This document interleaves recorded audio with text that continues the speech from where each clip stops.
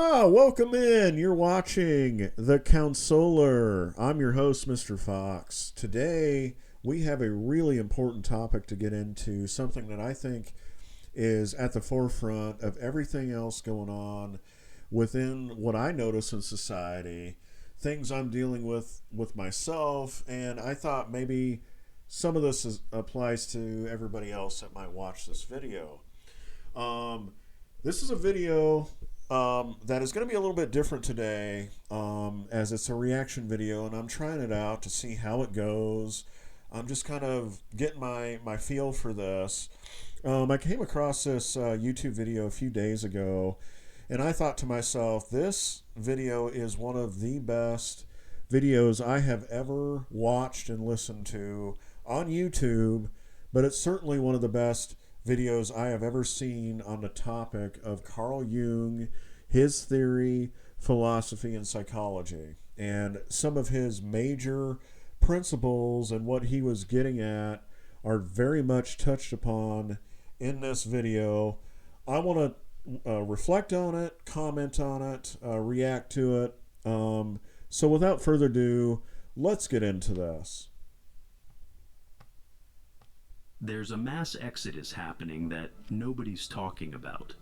The most conscious, awake, and psychologically developed people are quietly withdrawing from society. Not angrily, not dramatically. They're just disappearing, going off grid, leaving social media, abandoning careers, ending relationships, choosing solitude over society. Carl Jung predicted this. He called it the necessary withdrawal. Let's just take a moment here and think about just that little small tidbit there. I know we're not very far into this, but wow. I mean, the withdrawal, the necessary withdrawal. This notion of quietly disappearing from the world, from society, from the crap of the moment, the crap of the day. Heck, it could be the crap of all crap. I don't know. Whatever it is, this notion that to be awake and aware means that we are asked or called to sort of escape or disappear and sort of turn away from society and from the world at large to some extent. And for some people, I think on the face of it, that seems a little paradoxical, because many of us would probably say, well, at some point, you got to go back into the world. You got to live in the world. You've got to be with others. And you're going to encounter people because you work with people most likely. And people are about relationships and connections. So there's a good chance you're either married or you have kids or you go to school. The list goes on, right? Well, the kind of turning away from the world and from society that I think Jung is getting at here, and I don't want to ruin the video by any means, and I don't think that that's possible, being as it's the best video I've ever seen on the topic. But what I will say is that I think what Jung's getting at is that we sort of at some point retreat inward. There's a place in which, or a time in which, we can no longer turn outward.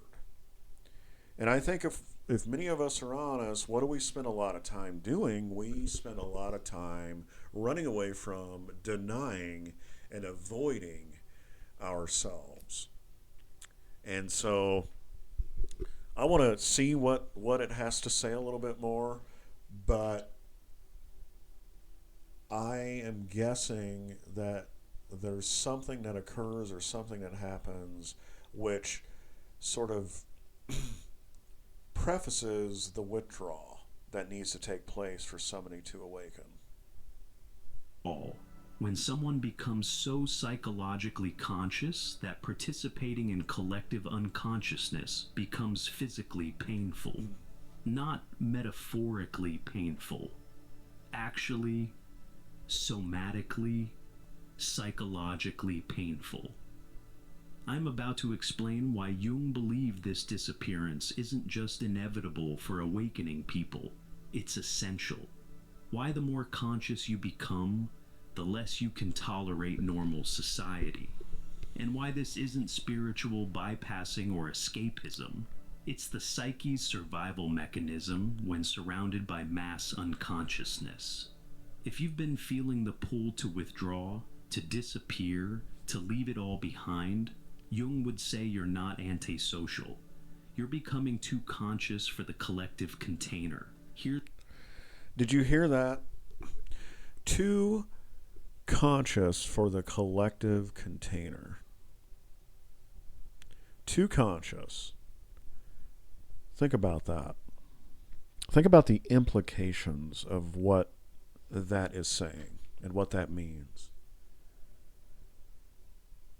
To be too conscious means that the world largely operates from a place of not being conscious, from being unconscious, from being unreal to some extent, to being theater.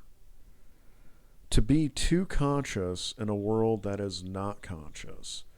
Think about that. Think about that as we get a little bit more into this. And what's the significance of that, and what are the implications of that?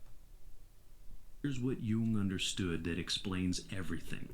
Society runs on collective unconsciousness.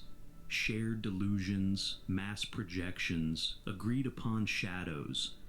These aren't bugs in the system. They are the system. Whoa. I mean, that line right there. Right there. These bugs are the system. The shadows, the delusions, the mass psychosis, the social game that is played is largely just theatrics. It's theater. It's unreal. It's just for show. It's just for keeping something binded and together. But a lot of it and most of it is not really based in any sort of actual reality. That is incredibly deep, mind-bogglingly profound, and I'm going to have to see what else is said here. And it only works if everyone participates unconsciously. I should have let it run a little bit more, apparently. See that? It only works if everybody participates unconsciously. So we are essentially living in an unconscious world where everybody's just sort of operating, just kind of going through the motions, if you will, responding to things, responding to stimuli, responding impulsively and viscerally. So we're walking around thinking we're awake when actually we're asleep. And we're living from an unconscious place. Now think about the ramifications of that. And think about that and take that to real life as we know it right now. Or take that into the ways of the world and what we're seeing in the space of the world at large right now. Think about that. If the world is unconscious, what does that mean for everything that we're seeing in our society right now, with all the opposition, the confliction, the tension, the fighting, the disagreeing, the contentiousness? Think about all that.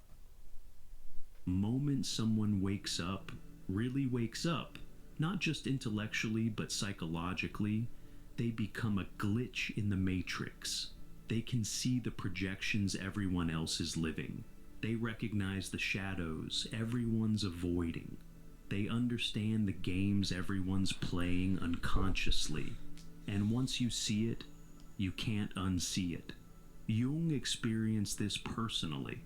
As his consciousness expanded, he found normal social interaction increasingly unbearable.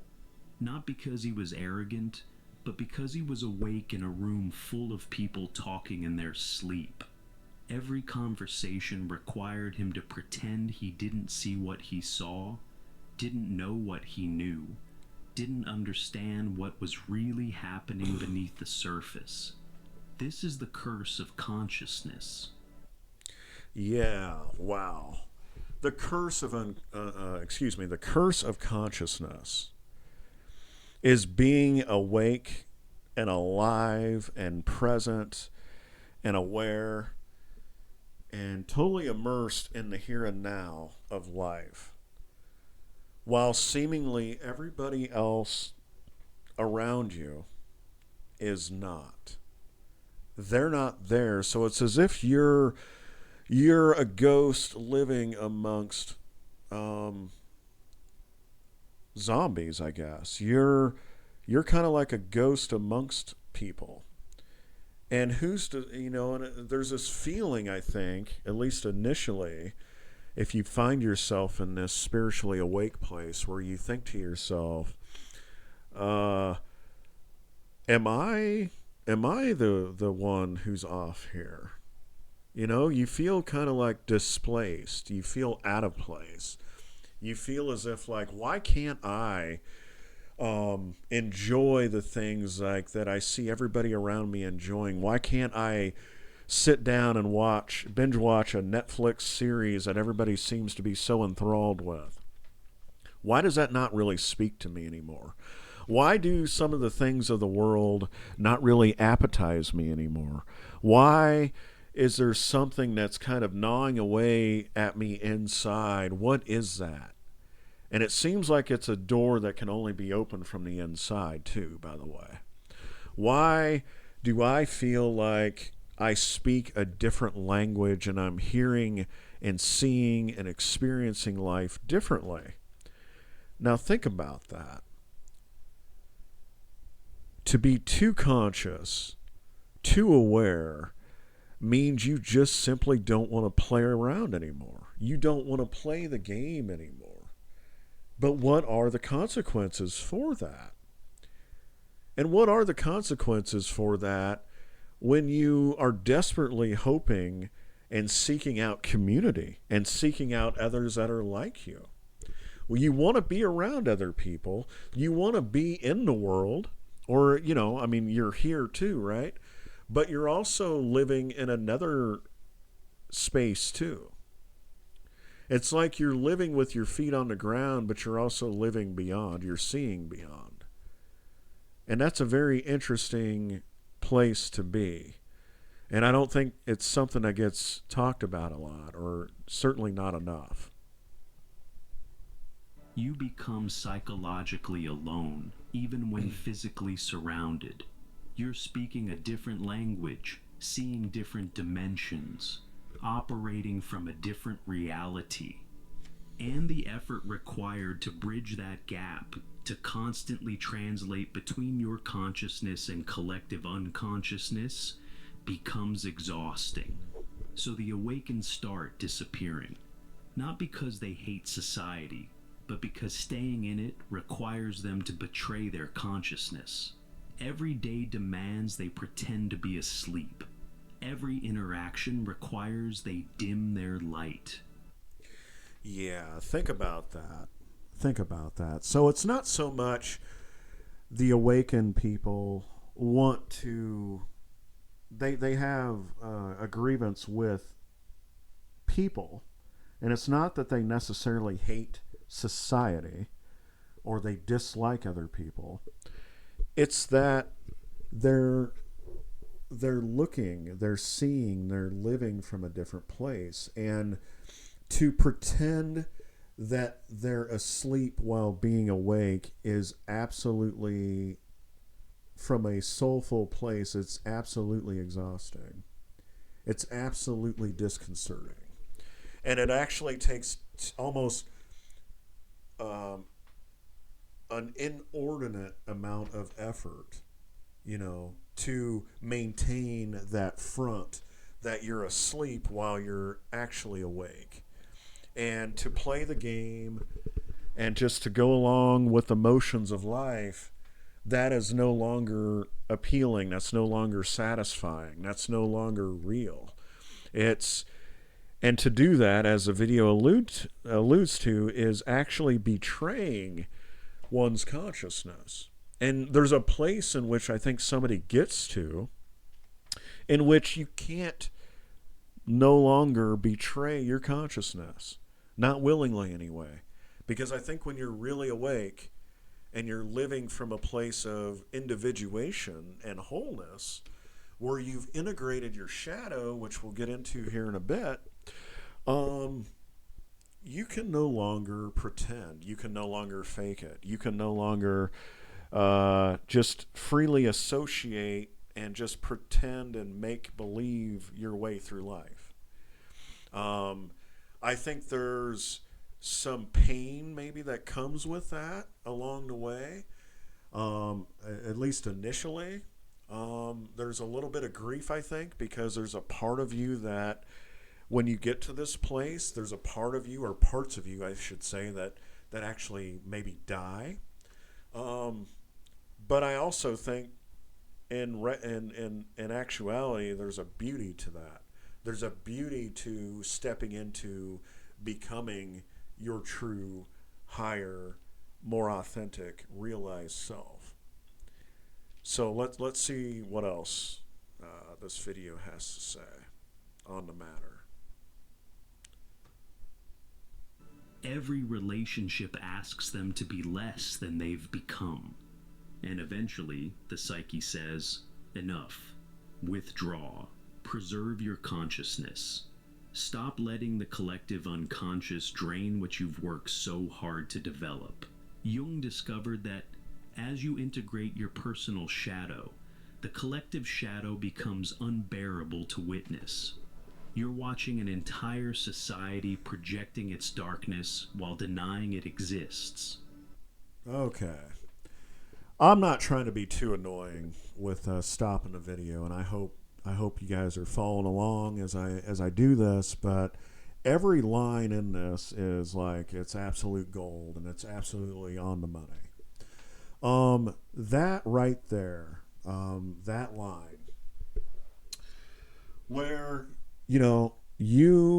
a person has integrated their personal shadow, and when you do that, you recognize the larger world, societal, collective shadow, and you can no longer, first of all, you can no longer not see that, and no longer do you, not only can you no longer not see that, you no longer want to participate in that. You no longer want to play along with that. You can no longer pretend and subjugate yourself to the games of the collective shadow that exists within the world, within society. A person that's integrated their personal shadow, their individual shadow, has in large part already done the work of waking up. So I'll give a very sort of watered down version of the shadow to the best of my understanding. The shadow is a part of us, or that side of us, that we don't acknowledge, that we don't give voice to readily, that we can't see sometimes. We're kind of blind to it. We tend to disown it. We tend to not be willing to admit it to ourselves. It's those dark sides or shades of us. Now, it's not all bad. In fact, there's a lot of goodness and there's a lot of gold within the shadow if we're able to see it and become aware of it and to make sense of it and to learn ways that we can adopt it, integrate it, and express it. Okay? And so the shadow lives within us. And so when we do become aware of our own shadow, those parts of us, those sides of us that we can't see and that we don't acknowledge, when we wake up to those and we integrate those, we then become sensitive or enlightened to not only the shadows of other people, but we become more attuned to the shadows at large in the collective. And I think somebody who's done the work, the shadow work as we call it, they no longer have time to play the game and they don't want to play it. And I do think there's a bit of empathy that comes not only for others but for the world, because when somebody has looked at themselves and been brutally honest with themselves about themselves, which is what shadow work implies, they do develop and cultivate more empathy for the world and for others around them, because they realize not people are all sort of on their own journey towards their reckoning with their own shadow. They're all on their own developmental path, if you will, in terms of integrating and becoming them their whole self. And so there's something to be said for that. And when we take the shadow, the individual shadow, and then we relate it back to the collective, it's very interesting how those two interact and how they intersect. When you've faced your own capacity for evil, watching others project theirs onto scapegoats becomes agonizing. When you've integrated your own darkness, seeing society's shadow projections, the other political party is evil. That group is the problem. Those people are what's wrong. Feels like watching a mass psychosis. Does that sound familiar at all right now? I mean, hearing what we just heard right there, does that not sound close to home? Does that not sound like, oh, I don't know, reality as we know it as I'm speaking to you right here, right now? I mean, you don't have to look too far, do you? This mass psychosis where everybody is an enemy. If you're not on my team, my side, if you don't see things through my lens, through my paintbrush, you are now a scapegoat. You are now an enemy. You are now cast out. And I can't find any semblance of humanity with you. Or at least that is how it seems when you hear some of the things that we're hearing and seeing in the world around us. That the world has become so divided and so divisive that it almost seems as if it's impossible for the world to become integrated, for the shadow of the collective world, especially here in the West, it's impossible for it to become reconciled and put back together and acknowledged in the way that it needs to be acknowledged. And so people who continuously run around unawakened and in almost a state of naivete about their own shadows continue, in essence, to wreak havoc in the world, if you think about it. In bigger ways, in not so big ways, but there is havoc that is wreaked and perpetuated into the world because people are not awake, or have not taken the time that they need to take to disappear for a little while, to go return to themselves and to reflect upon their contribution and participation in this mass psychosis, in these mass delusions, in these games that we play with ourselves in the greater infrastructures of life and in the system, if you will. Something to think about, something to consider. Because that's exactly what it is. Jung called this the burden of seeing. The awakened person sees that most social conflicts are just shadow projections. Wars are collective shadows clashing. Political divisions are mass projections. Social media's outrage is collective shadow material seeking targets. Once you see this, participating becomes impossible. You can't join the mob when you see it's hunting its own shadow. You can't pick sides when you understand both sides are projecting. You can't engage in collective blame when you recognize it as collective unconsciousness. So you withdraw, not from superiority, but from psychological necessity. One of Jung's students described it perfectly. I used to have strong political opinions. Then I integrated my shadow and saw that my opinions were just projections. Now, Wow. Wow. I mean, hitting and checking pretty much every box here. Let me ask you this, and this is just something to kind of think about and consider.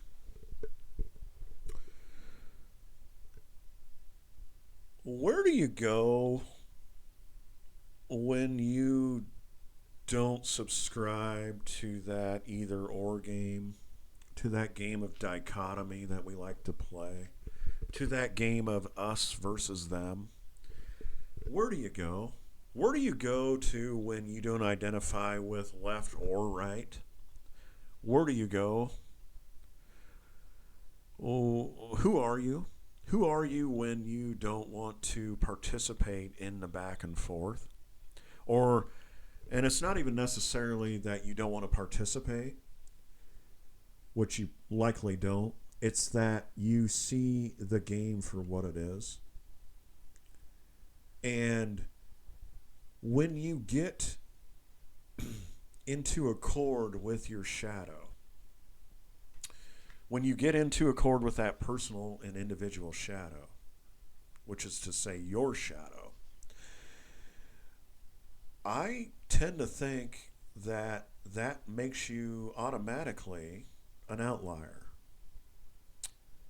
You are sort of beyond the regular back and forth games of dualities that we play and that we participate in our society and in our world. I don't want to contribute to that. I don't want to be a part of that, because I just see that it's just one gigantic, game. It's a facade, and it's not. It's beyond right and wrong. It's beyond.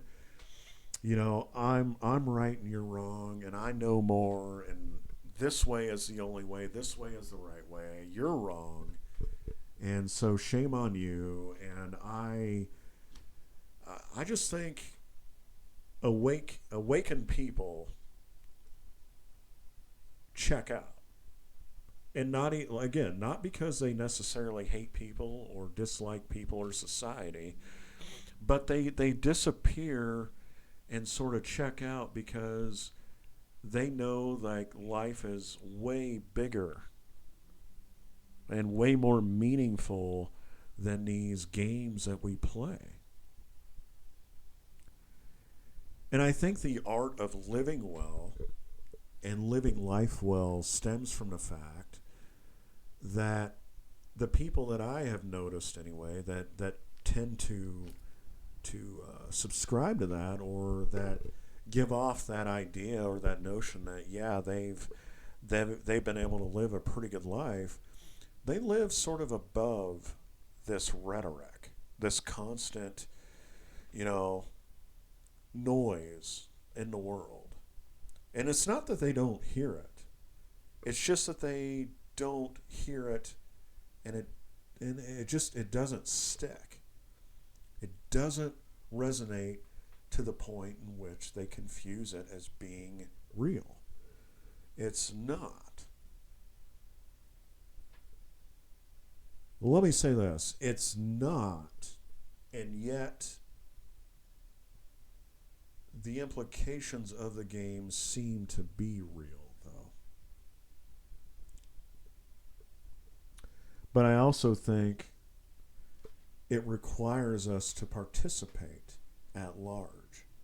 And I wonder if we didn't participate, or we disappeared and kind of removed ourselves quietly from the world for a while, what would that do for the world? It's just something to think about. Now, when I see political debates, I see two groups of people violently projecting their unconscious material at each other while calling it justice or truth. I can't participate anymore. It would be like joining a mass delusion. But here's what's really happening. The awakened aren't just seeing the collective shadow, they're feeling it. When you become conscious, you become energetically sensitive. Being around unconscious shadow projection feels like psychological violence. It's not judgment, it's genuine energetic incompatibility. Jung noticed this in his own life. After his individuation, being in crowds became almost unbearable. Not because he disliked people, but because he could feel the unconscious material swirling. The projections, repressions, shadows, all creating a psychological storm that only he seemed aware of. This is why awakened people disappear from social media first. It's a 24/7 shadow projection machine. Every scroll is an assault of unconscious material. Every comment section is a shadow boxing ring. For someone who's integrated their shadow, it's like being forced to watch people punch themselves while blaming others for the bruises. Jung's second insight. Once you've individuated toward your authentic self, performing your persona becomes impossible, and society demands nothing but persona performance. Yeah, you get to a place where, as an awakened individual, an aware and awakened individual, where you no longer are performing.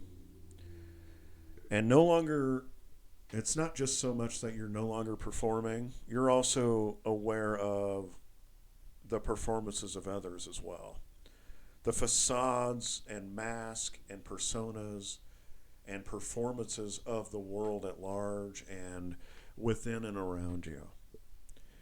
And you're kind of tired of pretending. You're tired of acting. You're tired of interacting in a very false and almost artificial way.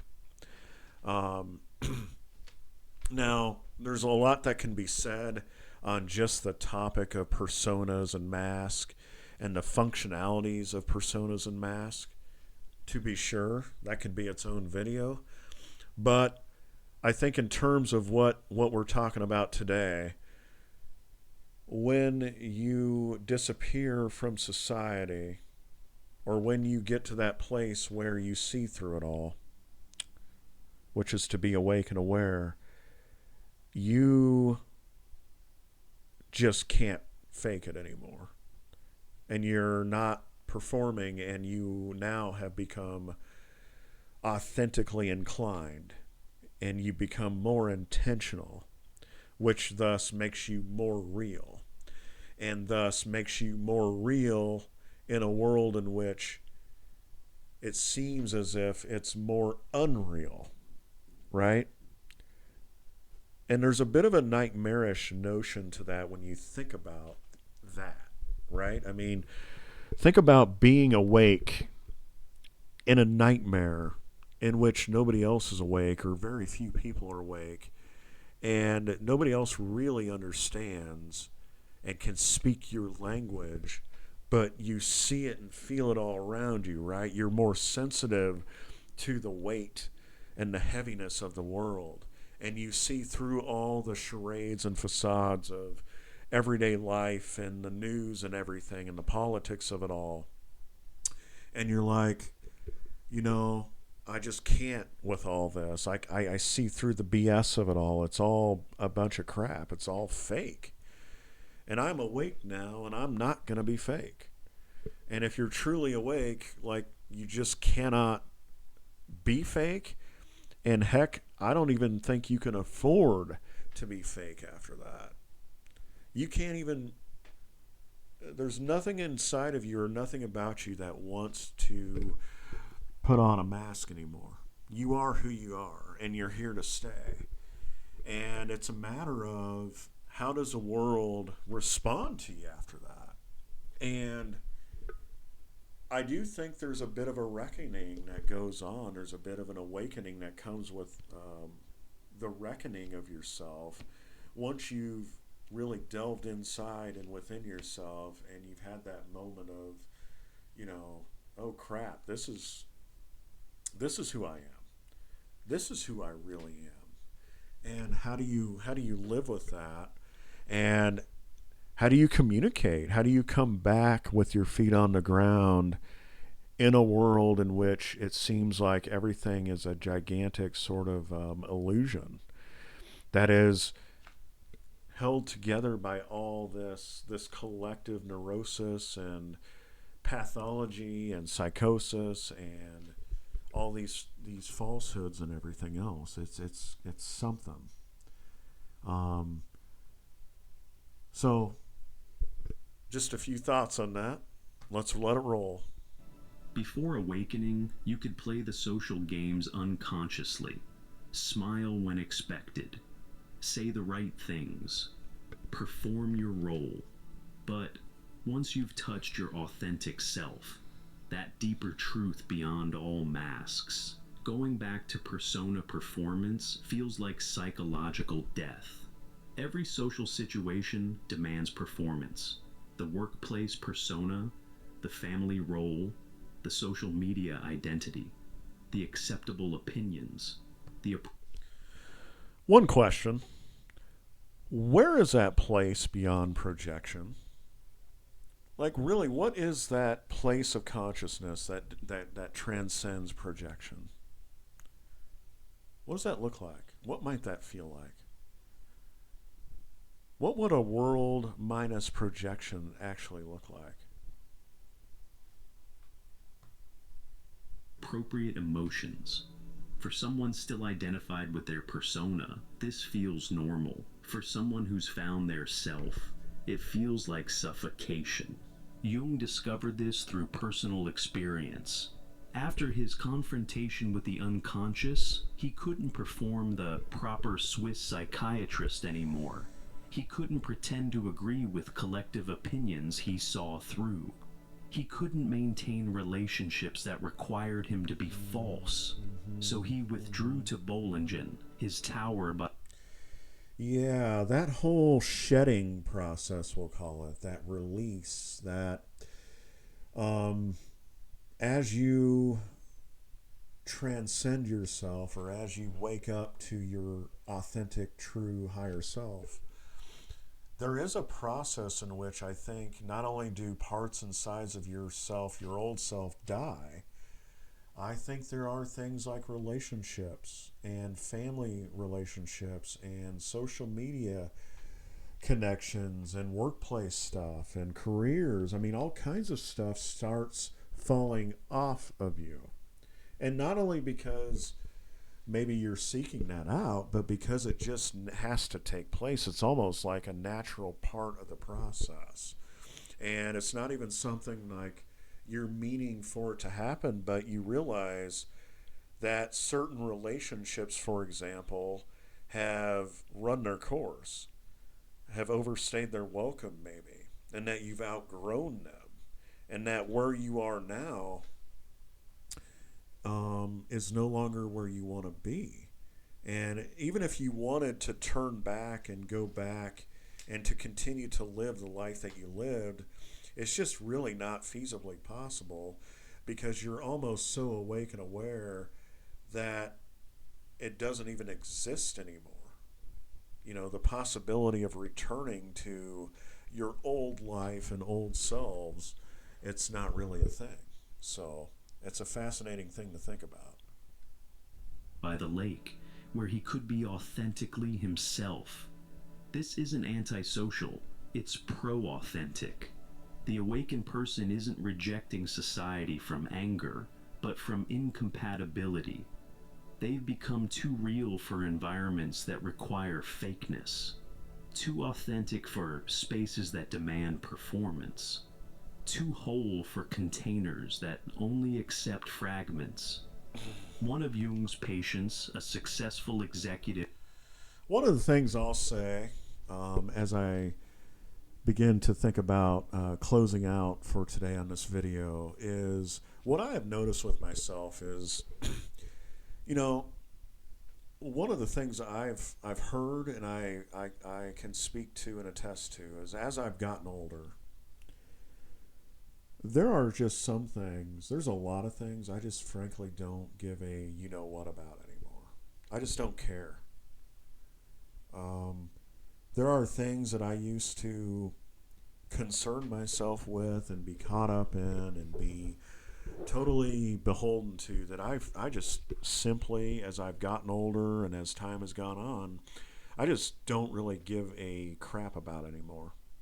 I mean, it just doesn't mean anything to me anymore. And I think, that's something I've heard other people that are older than me and around my age that have expressed that in so many words. It's like one of the beautiful things about aging is you really truly do start not to care about what people think about you nearly as much. Now, there might be, a handful of people that you kind of, you hope that you're in their good graces and that they think well of you and all that. But beyond that, like, you stop trying to impress the world. You stop trying to be and to pretend that you're somebody that you're not. We spend a lot of our time living, I think, trying to put on this grandiose presentation of who we are and like we have all our shit together and like we're all that and then some and look at me, I'm this and that and I've got this and this degree and I hold this position. And we get so caught up in the ways of what we call worldly success and all these things, and not that on the face that those things are totally terrible and the worst things ever. I think there's something to be said for, having some success in the world and achieving certain things in life. Nothing wrong with that on the face of it, but I think when we're pursuing those things with the hopes of being recognized and seen as successful and like we're this and that and the other, and we're doing it for the likes, we're doing it for giving a good impression and all that, I think that's when we really got to reassess and reevaluate what that's all about. So here's what I'll say. I do think there's a grand reckoning going on in our world right now. That's part of why this video caught my eyes. It's also well made, well done. There's a lot more to the video. There's about 15 more minutes of the video that I didn't get into. You can certainly watch it for yourself. I'm going to put it in the comments so you can find the direct link if you want to watch the video in its entirety. But I just think there's a lot going on in the world, and I'm kind of, like many people, I think, looking for something to try to help me make sense of the world around me. And Carl Jung and his theory and philosophy has always spoke to me when I was in college, and just in general in my work and in many avenues of my life. So I just thought that this video spoke volumes, and I do think there is a reckoning going on with the shadow of the world and the shadow of all of us on an individual level, and you know, I think it's coming home. I really do, and I think now is a time for us to wake up to ourselves, and to wake up in general, and to wake up and see the world for what it is. And I want to say that that is a process first and foremost, but secondly, that's not easy, because it does require, I think, that we disappear, that we get off social media, that we distance ourselves from certain aspects of life, that we sort of uninvolve ourselves with aspects and things in life. And I think that that's necessary. I think that's healthy. Um, I do think, as people today say, we do have to touch grass a bit more. We do have to be with ourselves more. We have to do things that are more natural and nature based and community based, and remind ourselves that we're human and that we don't have all the answers and that we don't have it all figured out, and that's okay. And there's a process to life and living. So do what you have to do to take care of yourselves, even if that means quietly removing yourself for a while from the world and from others, and to try to help yourself to get a better stability and balance with yourself, so that you can see more clarity and transparency in the world. And I think everybody's awakening process is different. So I wish you luck on your journey, and hope that it goes as well as it can for you. I know I'm on my way too, so I want to wish you all well. I think I'll do some more reaction videos in the future. Hope you enjoyed today, and I'll see y'all next time. Thank you. Take care.